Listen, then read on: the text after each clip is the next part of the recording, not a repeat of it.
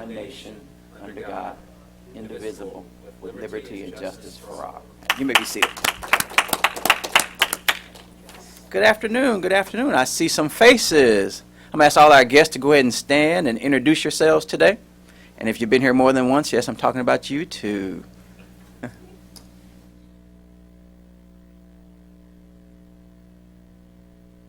Thank you, Jennifer.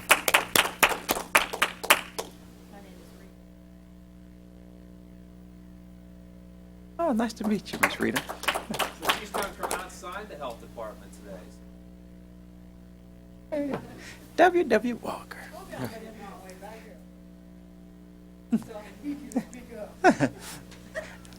Go ahead.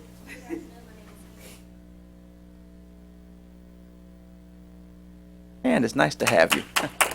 For all our visitors, if you hadn't already, sign in our guests. I'm sorry, one more. Yeah. All right, Mr. Bankston, nice to have you. June's here as well. Yes.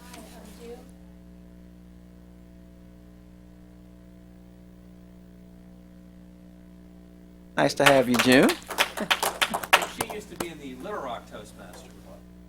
Okay. Familiar with Toastmasters? Yeah. For all those visiting with us, if you hadn't already, sign in our guest book so we can get your email address and have a correspondence with you, and thank you for coming out today. I will now turn you over into the hands of our Toastmaster for the day, Miss Joyce Biddle.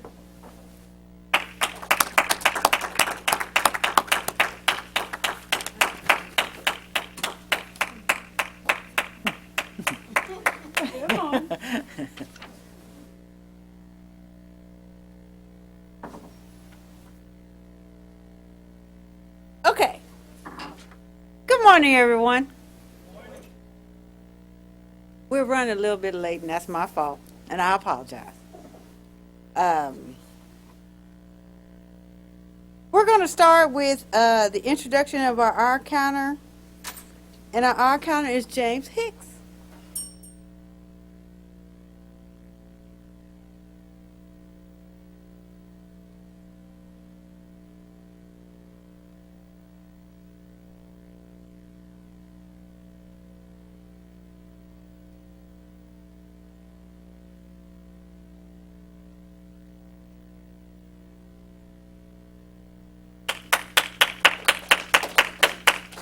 Thank you, James.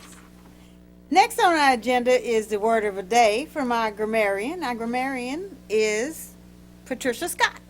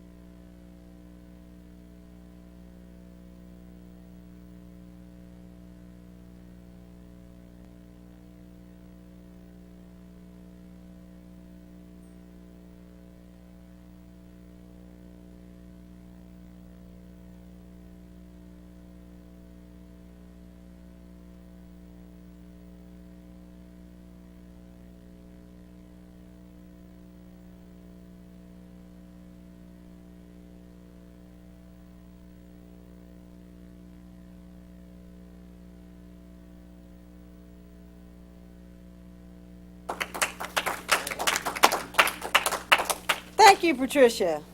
Next on our agenda is the Toastmaster Minute. The Toastmaster Minute will be given by our president, Nathaniel Noble.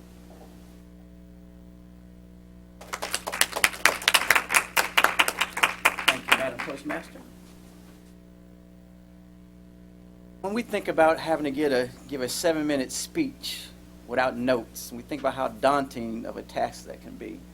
But have you ever thought about giving a speech for 30 seconds? Any of us can talk on a subject for 30 seconds. So if we can break down a 7-minute speech into pieces, let's say you have an introduction and a conclusion. Normally, most of us will have an introduction and conclusion before we get to the meat of our speech, because we want to know how we want to open it and how we want to close it. And none of us would go into a store in the mall if the mannequins are dressed in a way that we wouldn't dress. So if the introduction of your speech doesn't catch somebody's attention, they're not going to go into your store and catch the rest of it. So your introduction and your conclusion are important. So if you do your introduction, let's say a 1-minute introduction, then from that introduction you make 3 main points. We're thinking threes. For each of those 3 main points, you make 3 sub-points. And each of those 3 sub-points, you speak for 30 seconds on them. So on my first point, after my introduction, I'll make a point. I'll speak for 3 main points, 30 seconds apiece. Then I'll make a 5-second transition into my next point. I'll make that point, speak on each of those sub-points for 30 seconds apiece. 5-second transition into my third point. Now you've spoken for a minute and a half, with a minute for introduction. Now you're at 5.5 minutes. Then all you have now is a conclusion that ties back all the points you've made. That can be done without relying on notes, because now you're just thinking about, speaking 30 seconds at a time. And that makes it a little less daunting than how can I speak for 7 minutes without a script. All right. Thank you, Madam Toastmaster.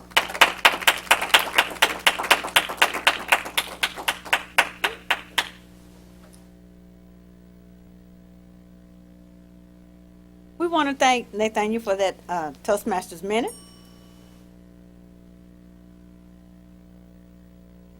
Our first speaker of the day is Miss D. Shirley. I don't have any intro for her, so we're going to just go on with it. The title of her speech is Cultural Awareness, and is coming from the CC Manual number 3, Get to the Point.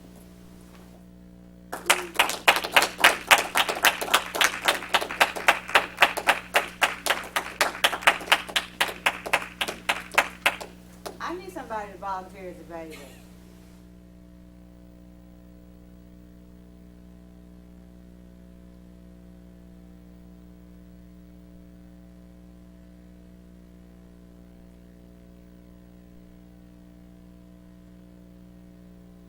HealthMaster Fellow.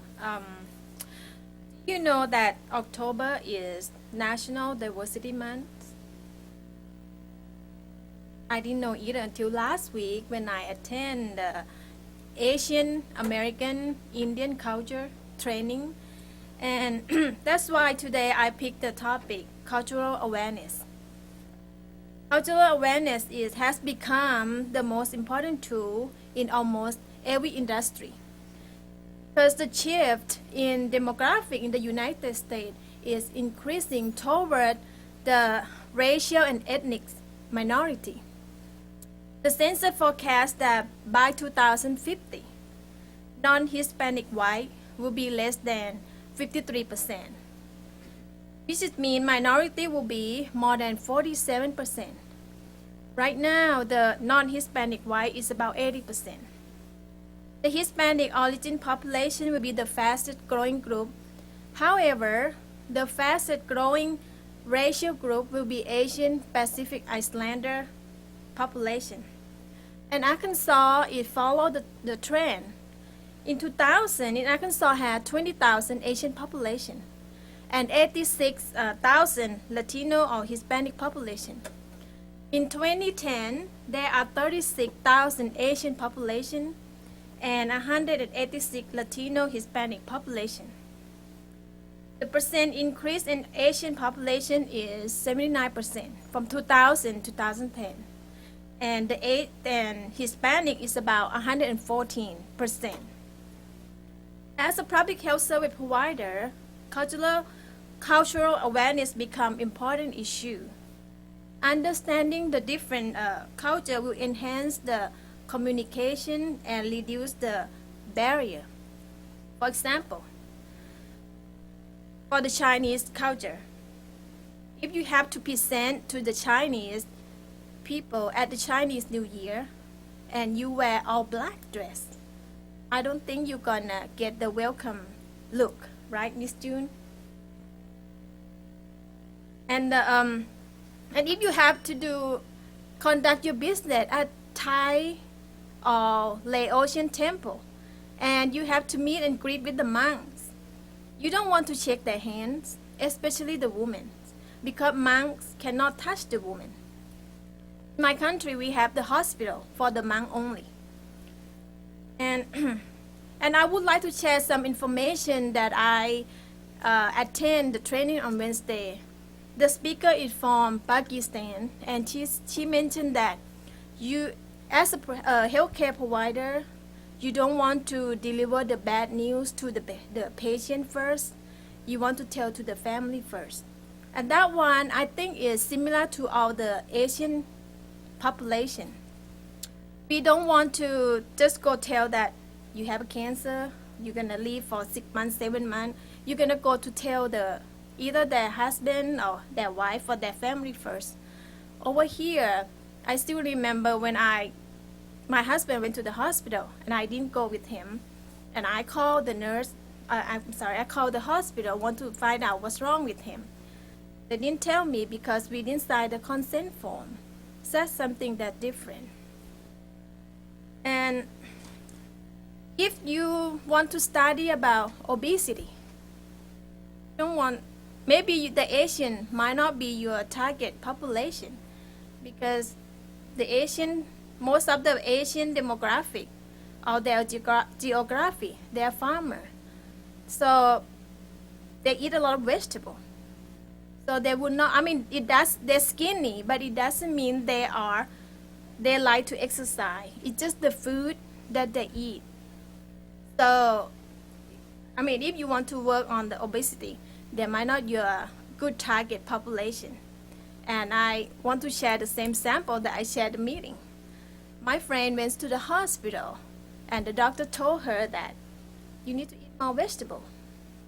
You all probably said, well, everyone need to eat the vegetable, right? But once she told me and her laughed, because we know that we eat vegetable every day. If the doctor will do a little bit more research about the patient, and the doctor probably change the message a little bit, that if you want to eat the vegetable, you might not want to overcook your vegetable, so you still maintain the nutrition. Or just tell her specific, you might want to, you need to eat more broccoli or carrot. She will appreciate more and take his comment, because from that message, she just think that the doctor did not do the research about her. So she said, I almost told the doctor that I eat the vegetable more than the cow eats grass.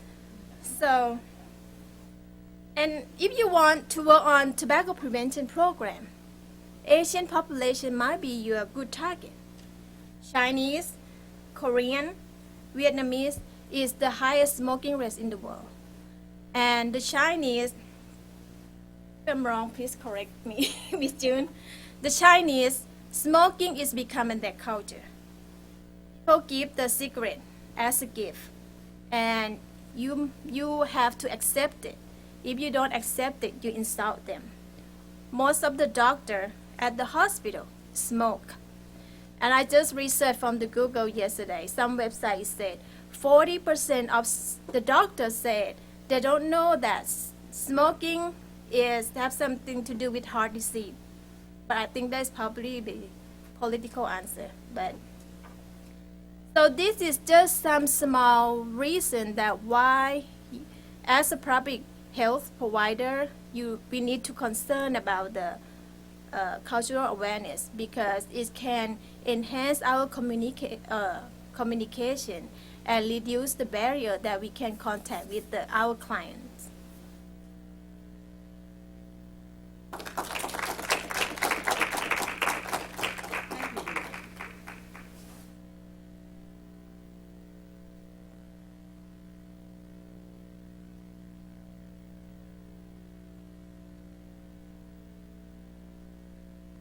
Our next speaker is Phillip Borden. Phillip is our VP of Education, and he has been a member of Toastmasters since 2005. He's also a charter member of HealthMasters, our club. And he has achieved the Advanced Communicator Silver and the Advanced Leader Bronze Awards in Toastmasters.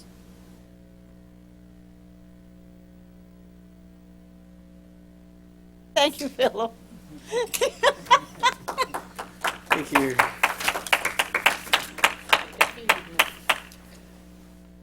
Okay, this is actually a speech from the Successful Club series that Toastmasters has put together. What is the Successful Club series? Well, it is a set of 11 pre-crafted speeches by Toastmasters that cover what it takes to make a club successful.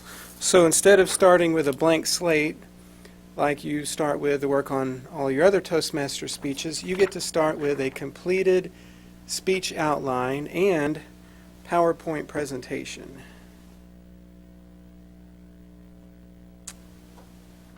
That I will turn on in just a minute.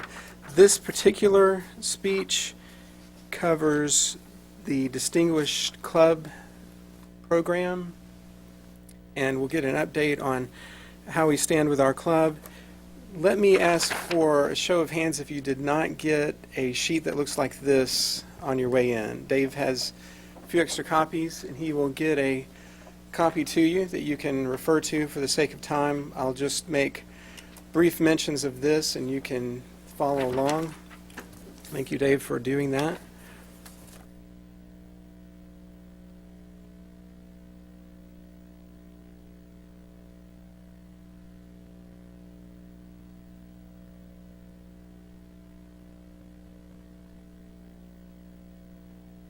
I cannot find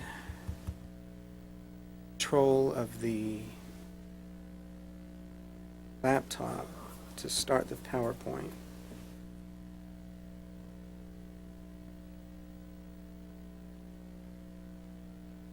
There it is.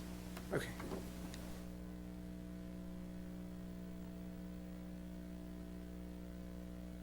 Oh, it's always so easy and trouble-free when you practice it.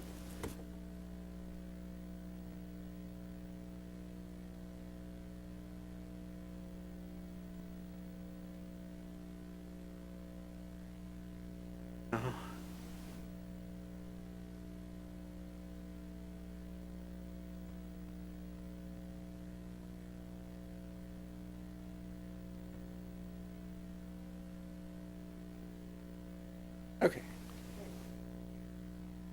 I got it. Okay. I apologize for that. Actually, let me give one more brief plug about the series itself.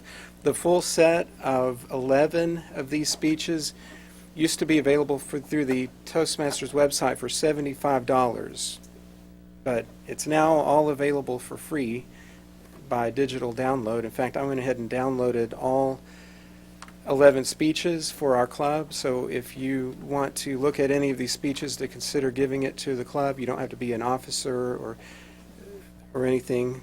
Just let me know and I'll email you the attachments and you can look at it. As you've seen before, Toastmasters has a communication track that begins with the first 10 speeches in the Competent Communication Manual and a leadership track beginning with the Competent Leader Manual. To complete both tracks all the way through to the end is to achieve your Distinguished Toastmaster, which is the highest level individual award that you can achieve. There's a Successful Club Series speech. It's a totally different speech that covers these goals in more detail, so I won't try to do that today. If you have any questions, you can let me know, and I'll continue to work with you on your individual goals. But basically, achieving a good number of these awards every year, plus bringing in new members and doing the other things that it takes to make a club successful during the year, will help a club to be successful through the 10 goals that each club has every year for every Toastmasters year that runs from June 1st through July 1st through June 30th of the following year. Now, first of all, there's the overall requirement that the club have either at least 20 members or show a net growth of at least 5 new members. It's set up this way so that if a few people drop out, that by itself won't hurt you as long as you're doing what? And bringing new people in. If you're bringing more members in. we'll deal with membership more specifically in a couple of minutes, but the first of the 10 club goals is to have at least 2 members achieve their Competent Communicator Award by June 30th. If you have 2, then you get that 1 point. If you have 2 more people complete Speech 10 by June 30th, you get the 2nd point.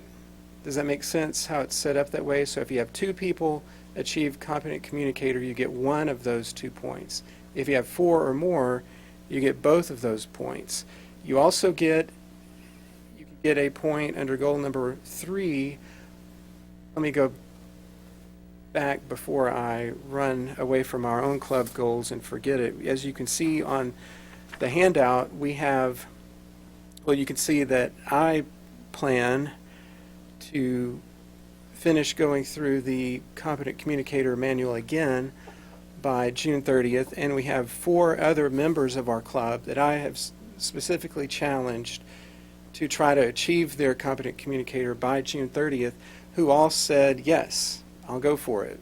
Put me down and let's schedule speeches so that I am able to do that. If you're not on that list, if you don't see your name on here, it doesn't mean that you can't. You still have time to get to that level. It's just that these are the ones that we identified up to this point. So if 4 of us, if 4 of the 5 names that you see under goals 1 and 2 get to speech 10, then we'll turn those in for this Toastmasters year, and if we then number 5 or beyond, we would see if it would work out to turn those in for next year toward next year's goals. For goal number 3, you get a point for having at least 1 person achieve Advanced Communicator Bronze or Silver or Gold, and another point if you have 1 more person achieving those. And you can see by our handout that we have people in mind committed to achieving those goals. The next 2 is the leadership track. You can get a point for having 1 person finish their Competent Leader Award or Advanced Leader Bronze or Silver or DTM, any one of those. And then another point for having 1 more person achieve one of those goals. The next club goal is a member achievement goal and not an individual achievement. It is to have 4 new members over the course of the year. We actually have 2 official new members who have joined since July 1st. So we're halfway toward getting that point. If we have 2 more members join between now and June 30th, we would get that point. If we have 6 more, we would get point number 8 by adding another 4 members. Except, before I go any further, remember that we saw at the beginning that it said we have to be at 20 members at the end of the year, which is charter strength. We had to have 20 members to start the club. At the end of every year, they check to see if you're still at least charter strength.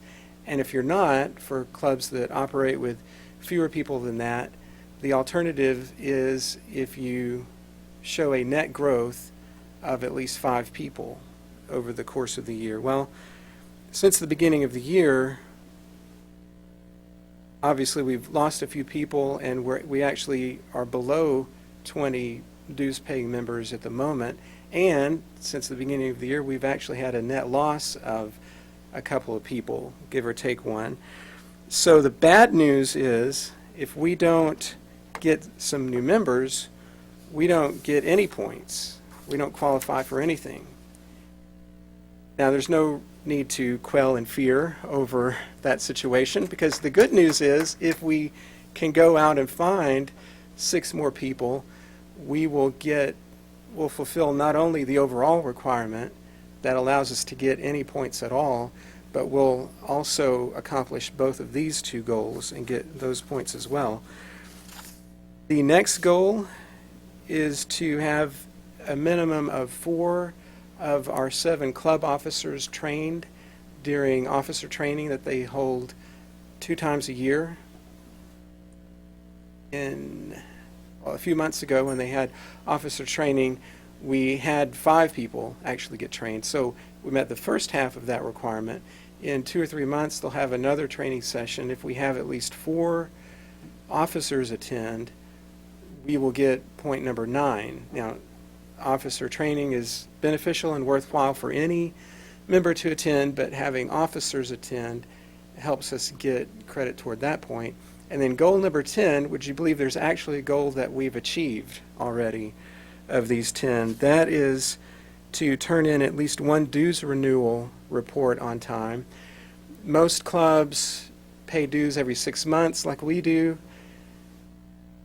Some clubs pay dues annually, but all you have to do is turn in 1 dues renewal report on time and 1 club officer list submitted on time. Well, we submitted our officers for this year back in May of this year, and that counts toward this year, if that makes sense. And late this spring, coming up, we'll elect officers again, but that will be for next Toastmasters year's credit. So we've achieved goal number 10.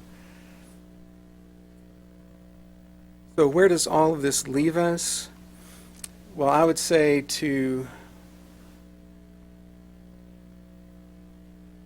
borrow a line from the world of real estate, I would say the 3 most important needs for our club at this point are new members, new members, new members, in whatever order you want to put those in. You can be a distinguished club by achieving only 5 of those 10 goals that I just went through. If you meet the overall requirements, you can achieve any 5 of those 10 and be a distinguished club. I have no doubt whatsoever that if we meet the overall requirements by getting more new members in, we would easily fall into one of those next 2 categories. Select distinguished by getting at least 7 of the 10, or president's distinguished by getting 9 of the 10, 9 or 10 of the goals.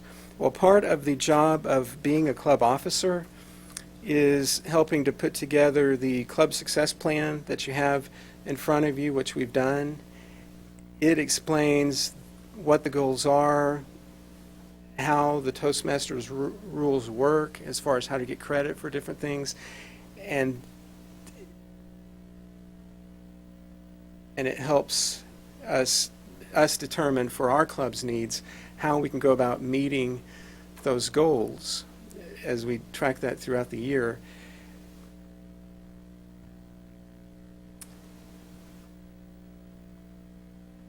What's in it for me? Well, more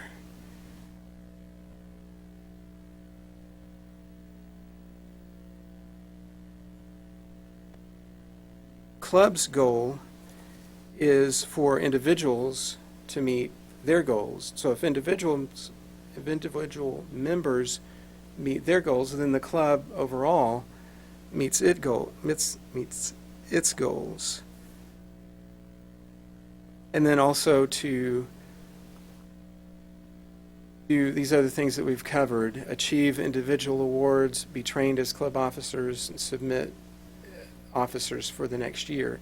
What is the benefit of recruiting new members and bringing more new members in? It's not just so that we get credit on paper for accomplishing that. New members means new ideas, new energy. More members here, more members and guests and people involved in the club means more electricity when you get up to give a speech. It means more opportunities to hear from different people as they evaluate you and share ideas. And then Toastmasters always includes recognition in different ways for successful members and for successful clubs. So in conclusion, new members, new members, new members. Madam Toastmaster.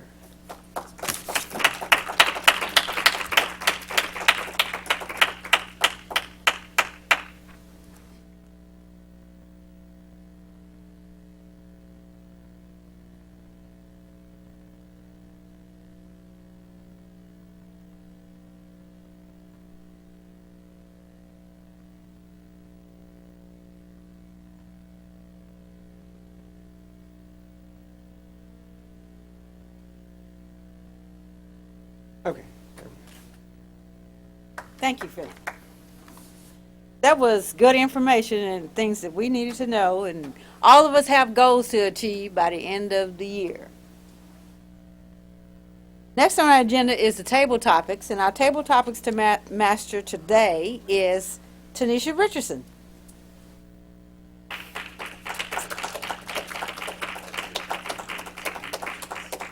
Okay.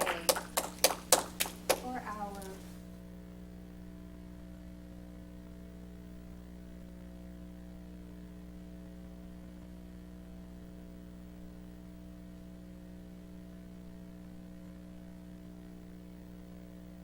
had an opportunity to attend a retreat last week, and before we got into the details of the retreat or the work of the retreat, wanted to build trust. And so one question that came about that I would like to share and pose that question to you all is, name something, a life-changing experience that made an impact on your life. I've given treats. To think about a life-changing experience that made an impact on your life and share that.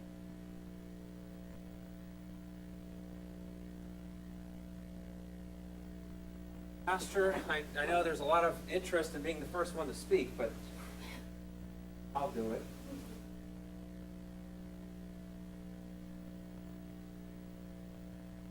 I was growing up, I had a speech problem.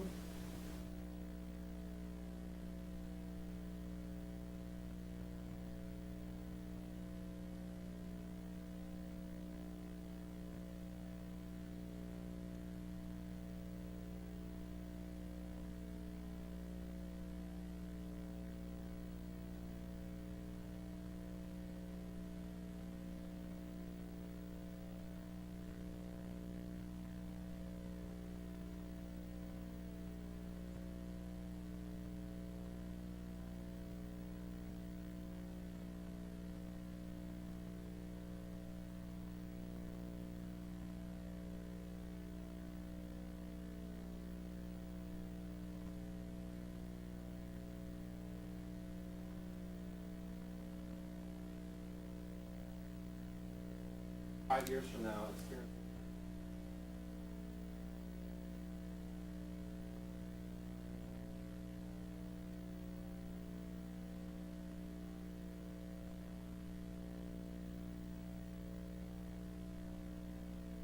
Habits are hard to break, but bad habits. Great, that's all on top of the world.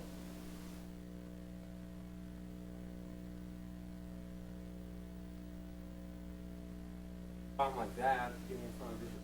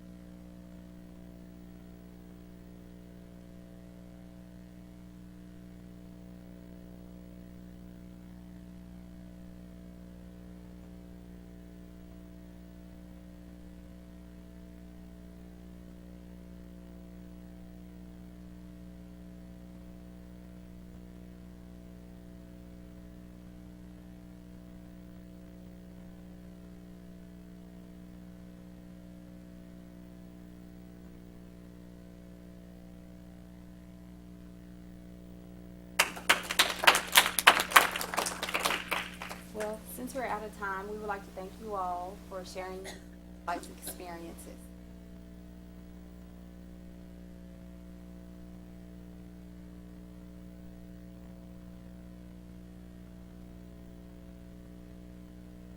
Thank you, Tanisha, for that.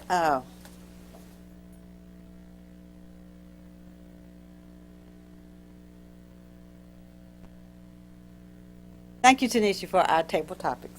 We'll move on to our evaluation section of our meeting. We'll begin with the introduction of our general evaluator, Barbara Williams. Thank you, ma'am. Thank you, Madam Toastmasters, HealthMasters, guests. I'm the general evaluator for today, and it is my job to give a report on how the meeting is going thus far. I pulled something off the internet, and the first sentence says, "Don't worry, there's no capital punishment during the Toastmasters meeting." I should have read that about 5 meetings ago. Thus far, we started a few minutes late, and I don't know about anybody else, but I'm a little chilly in here. We did a setup on time with Phillip. He got everything going.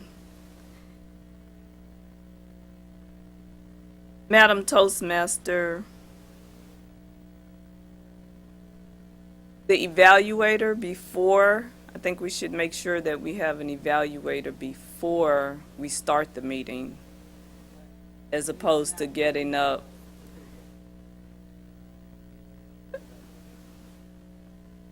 Okay, we have, I noticed that in the beginning we didn't applaud as much, and it wasn't as enthusiastic. I don't know if we just tired, it's a Monday.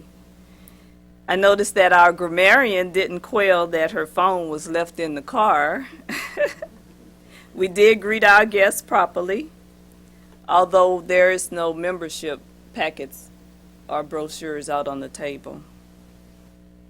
And we don't normally engage our visitors in our conversations or our tests or table topics unless we first get their permission.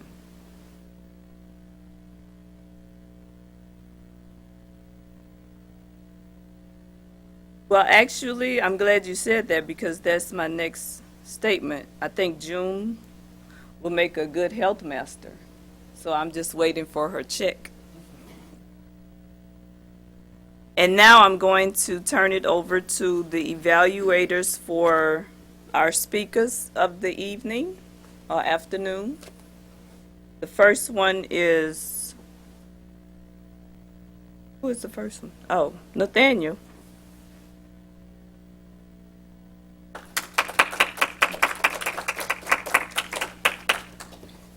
Thank you to our general evaluator.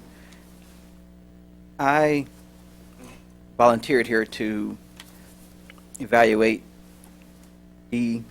Shirley on her speech today, cultural awareness. She began the speech letting you know what her topic was and to the point, and I appreciate that. You kind of know from the beginning what we're going to talk about, and it helps you with the attention span there. I think her points flowed well. There are some barriers that we have. With me having a little background in languages, I know the English language barrier that you have to go through. This is not your native tongue, so I can appreciate you translating what you're thinking into English and me following it that way. It's a little harder to do for some people, but I understand the difficulty in that. The thing I noticed was in the beginning, I could see your comfort level switch. And in the beginning, you were reading almost word for word. And as you became more at ease, you began to look up. And at some point, I didn't see you look back down at your notes again. So I think it was just not that you didn't know the material. It's just that your comfort level, it took a minute for that to level off for you. So maybe if you just read your speech over and over again a little more often, and just something as simple as that. If I speak somewhere and I read it 30 times, then that seems like overkill, but it's really not. And it will help you with your with the, I won't say nervousness, but it will help with the delivery of it, because to come across as if you're reading word for word, you can lose a little bit there. But you did know the information. I like the fact that when Dee speaks, we learn something culturally, and that's why I say we're a family here, because I don't understand Dee's culture in the way that she would understand it, because I'm not of her culture. And I think for us having so diverse backgrounds, this is a good group for us, especially from a leadership standpoint, because we're just not leaders of people that look like us. We're leaders within the health department. I think that's good for us. I thought her beginning, conclusion, and the body, that all flowed together well for me. I would rate her a little lower on the relying of notes, but that's pretty much at the beginning part of it. And like I said, that was probably due to some of her confidence level. The thing I wish she had elaborated on when she made the comment about wearing black, I instantly started wondering, okay, is it because black symbolizes death? Is it disrespectful? I shouldn't have to go through a list of things it could have been when you said don't wear black because of this, this, and this. And that would help some of us who are not of that culture, because we'll get up in a black suit, black shirt, and black tie and don't think anything about it. And it doesn't have to be a funeral. That's different in culture, I think. And like I said, I always like the cultural aspects of your speeches. It's very good for us as a group to hear something from a different culture. And that's it. General evaluation. Thank you, President. And it's our job here, I think some of our visitors have left, but it is our job as evaluators to not to point out that, or it's not to point out our faults, it's to point out things that may help you in your next speech, or maybe even in your daily work area. So with that said, we will hear from Mr. Bailey. Yes, on the evaluation of Phillip.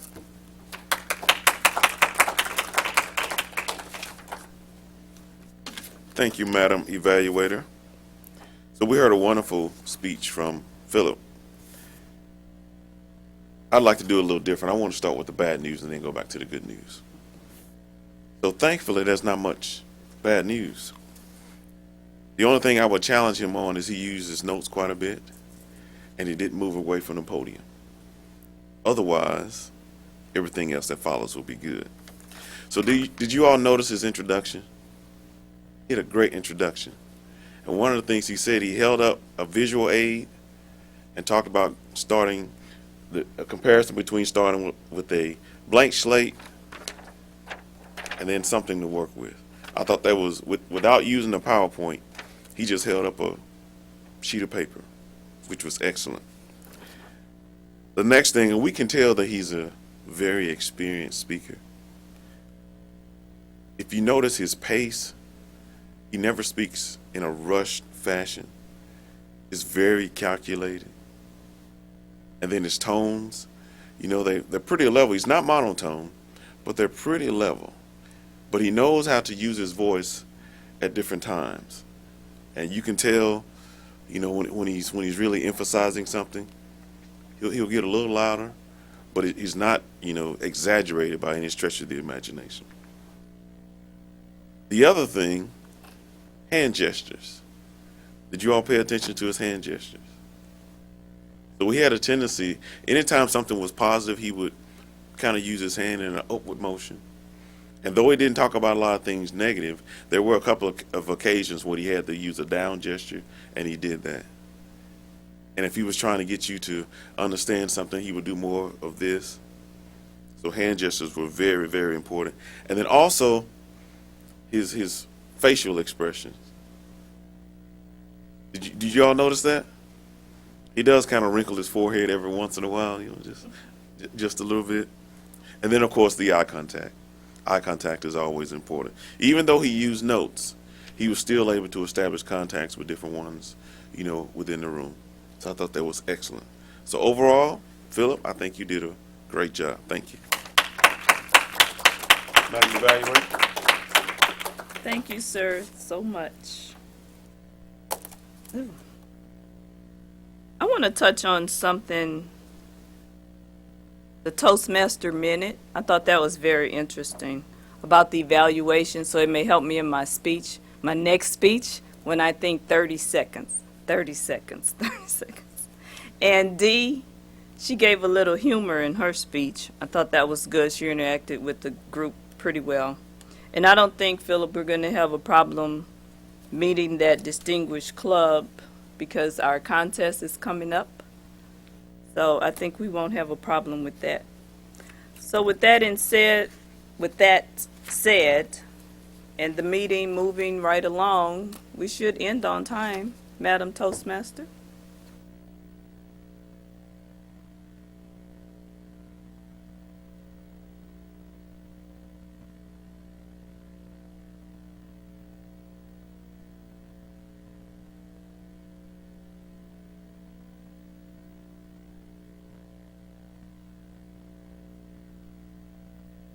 Okay. I'm so glad we're all still learning these roles. What is my role? Oh, so I don't get a chance to sit down. Okay, not so fast. Everybody is evaluating. Okay, so as general evaluator, I'm the leader of the team that is evaluating the meeting, the timer, the all counter, the grammarian. Okay, well, alrighty then.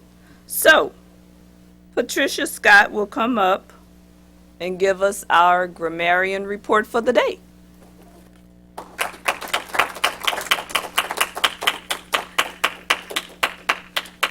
Madam, that's okay. Madam Evaluator, I am very much a newbie and glad to participate in this grammarian role today. I will help, I'm hopeful that I can help Dee as she moves along, having lived in different countries and tried to speak different languages. I'm just amazed at how well you do. It's beautiful how well you have a command of English. So I'm going to try to help you along, if that's okay. First off, very typically, I think, and I live with an Asian family. My husband is from India, and we drop articles. And so dropping something like the or and becomes pretty common. And so, for example, D, when you say becomes important issue, becomes an important issue. Likewise for because man cannot touch woman, man cannot touch a woman or the woman. So very, very common I find in my own family as well. And then very common in my own family, what my children often say is me and her. And so instead of me and her, we say she and I because the person that you're talking about always comes first. So she and I. And then again, plurals oftentimes a problem. And so instead of eating vegetable, we eat vegetables. So, but very, very nicely done. It's so impressive how well you do. Oh, and thank you for those that used the word quail today. I think we had it used twice. We said, Phillip said, no need to quail in fear. And Barbara said, didn't quail at the phone being left in the car. So, thank you.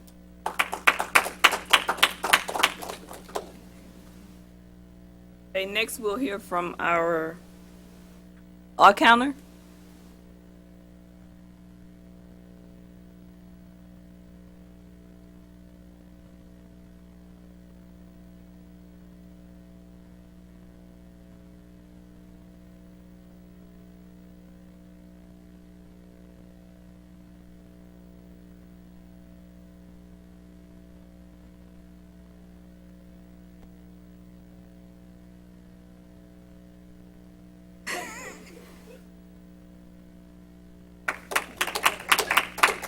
Despite our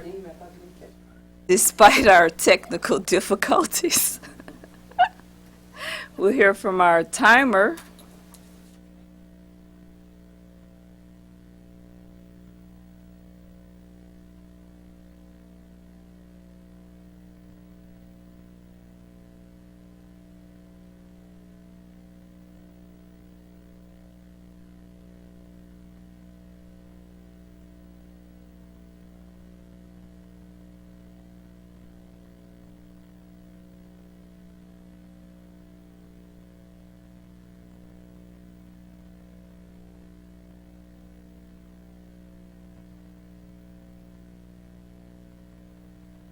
Yes, thank you so much. Thank you so much. So in order to give the president more time to say whatever it is he has to say, you have nothing to say? I'm going to turn it back over to the Toastmaster. Either or? Either one. Turn it back over to our president, All right. Mr. Noble. Thank you. Great meeting, as usual. I want to give our guests that are remaining a chance to say a couple of words, if they would like to.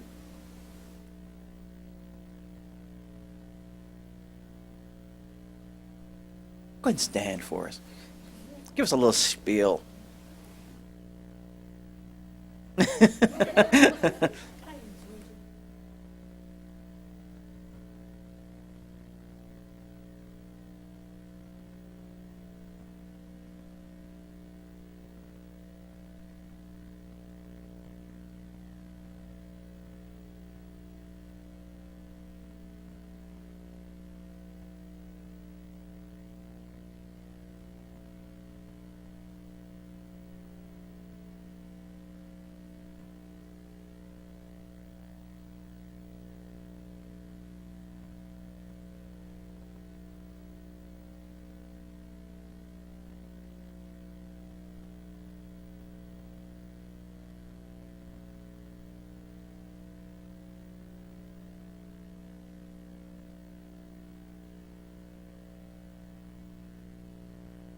Okay, thank you.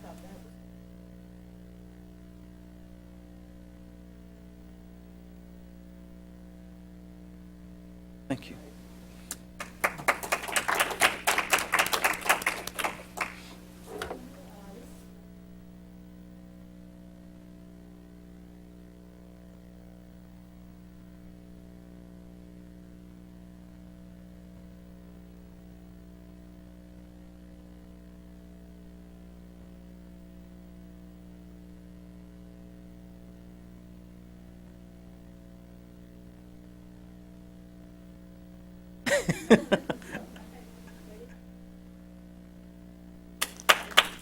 Now, we've done that a couple of times. Go ahead.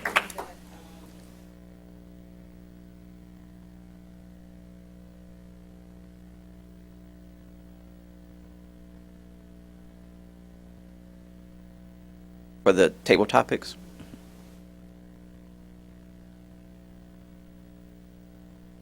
And ask the question. Say we ran out of time today. I had so much I wanted to say. Oh, we got Warren. Oh, I'm sorry. Go ahead, Warren.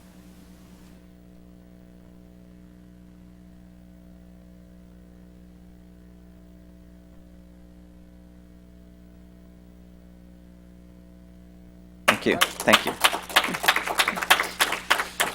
And we did actually do Joke Master for a while, but some people, when you're unclear about what a role is, we thought it'd be good to add the Toastmaster minute in so everybody can be clear about just little tips on what can make you a better speaker or individual roles. Like, just say the general evaluator until you say that you're in charge of all the evaluations, then somebody may not know that. Just little things that's good. I think that after we get rolling a little more, then maybe we can go back to something where we don't need a Toastmaster minute every week. Okay. Yeah, let's just make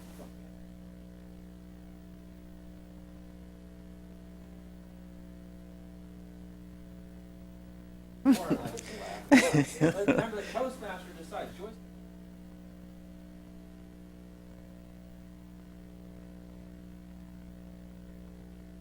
And I don't know if everybody got the email today. We were sent the agenda for next week. And Phillip sent that out earlier this morning. As usual, if you see you have a role on that agenda that you can't fill, contact one of us or Tony Bailey, who's going to be Toastmaster for next week. Is there anything else we need to discuss? Okay. We'll keep that in mind. We need a volunteer for Speaker 3.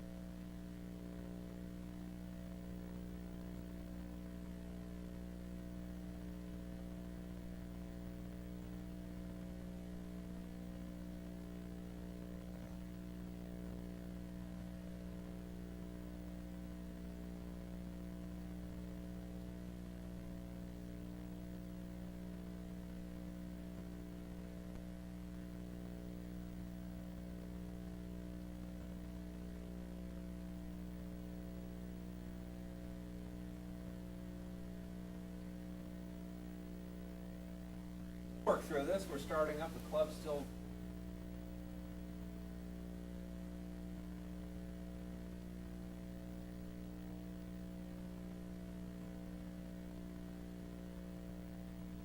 I think so as well. Is there anything else that we need to discuss? Like I said, note your roles and go from there. This meeting is now officially adjourned at 1:01.